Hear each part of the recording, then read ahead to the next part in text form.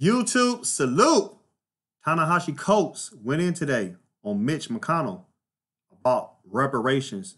And let's see what happened. It took place in Washington, D.C., state capital.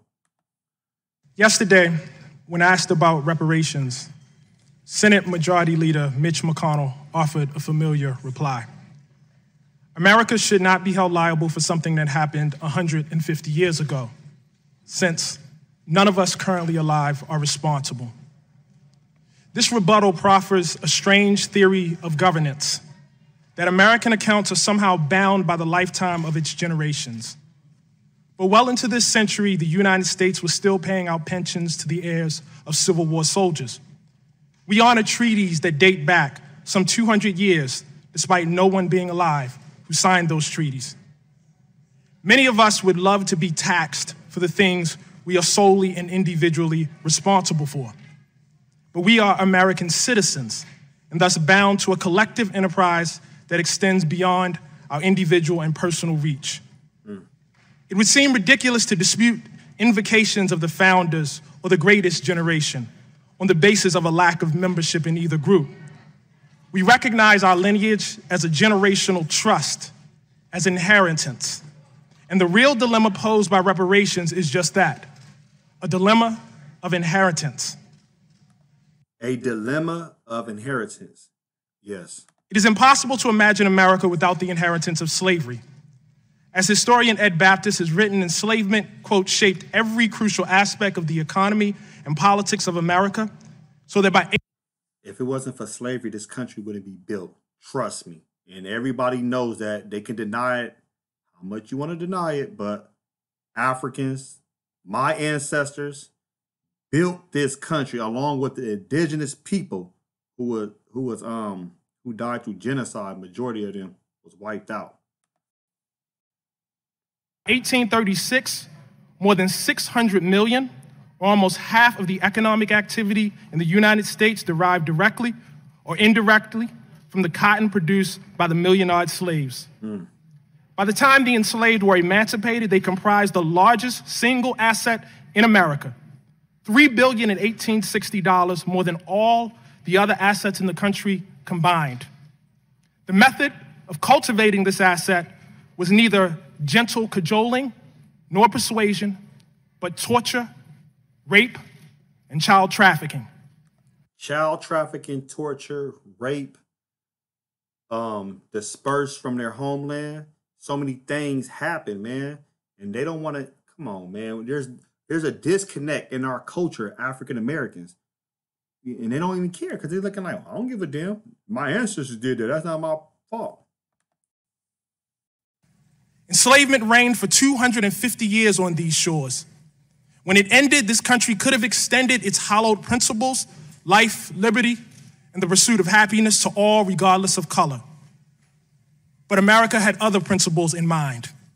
And so for a century after the Civil War, Black people were subjected to a relentless campaign of terror, a campaign that extended well into the lifetime of Majority Leader McConnell. It is tempting to divorce this modern campaign of terror, of plunder, from enslavement. But the logic of enslavement, of white supremacy, respects no such borders. And the white supremacy respects nothing. They don't give a damn. They have an agenda, and they're going to go by that agenda that has been passed on from generation to generation. And everybody knows that. Go back a little, man. Supremacy respects no such borders. And the god of bondage was lustful and begat many heirs, coup d'etats and convict leasing, vagrancy laws and debt peonage, redlining and racist GI bills, poll taxes and state-sponsored terrorism. We grant that Mr. McConnell was not alive for Appomattox, but he was alive for the electrocution of George Ntonni. He was alive for the blinding of Isaac Woodward. He was alive to witness kleptocracy in his native Alabama and a regime premised on electoral theft. Majority Leader McConnell cited civil rights legislation yesterday, as well he should, because he was alive to witness the harassment, jailing, and betrayal of those responsible for that legislation by a government sworn to protect them. He was alive for the redlining of Chicago and the looting of Black homeowners of some 4 redlining, black codes, Jim Crow. It's been going on in this country. It's just been going on. Even after the Emancipation Proclamation, black people were still going through it. $1 billion. Victims of that plunder are very much alive today. I am sure they'd love a word with the majority leader. What they know, what this committee must know, is that while emancipation deadbolted the door against the bandits of America, Jim Crow wedged the windows wide open. And that is the thing about Senator McConnell's something. It was 150 years ago, and it was right now. Thank you. 150 years ago, it's going on now. After the Emancipation Proclamation, Jim Crow, black codes. And man, I swear, homie, I don't give a damn about us. And that is the thing about Senator McConnell's something. It was 150 years ago, and it was right now. The typical black family in this country has 1/10 the wealth of the typical white family.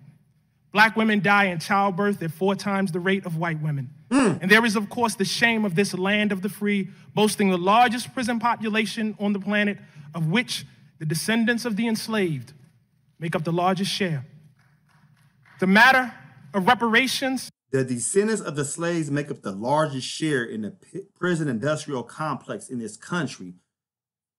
Man, somebody not paying attention. On the planet, of which the descendants of the enslaved make up the largest share. The matter of reparations is one of making amends and direct redress, but it is also a question of citizenship. In H.R. 40, this body has a chance to both make good on its 2009 apology for enslavement and reject fair weather patriotism, to say that a nation is both its credits and its debits, that if Thomas Jefferson matters, so does Sally Hemings, that if D-Day matters, so does Black Wall Street, yes, that if Valley Forge matters, so does Fort Pillow.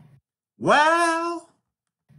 Because the question really is not whether we will be tied to the somethings of our past, but whether we are courageous enough to be tied to the whole of them. Man, this is deep right here. His statement about reparations was deep. And I'm glad, I don't know, of course, it was like probably 4 hours inside the House hearing, but Mr. Coates went in, he did a great job, especially, responding back to McConnell, because Mitch had that, negative statement to say about black people. So, we always got to defend ourselves, so F all that. Post your comments below. Hulk smash Black Panther, the like button, subscribe to my channel, click the bell icon to be notified when I upload new content and go live. If you'd like to support and donate to my channel, I have Venmo, CashApp, PayPal, Street Apps, everything's in the description. Till next time, peace.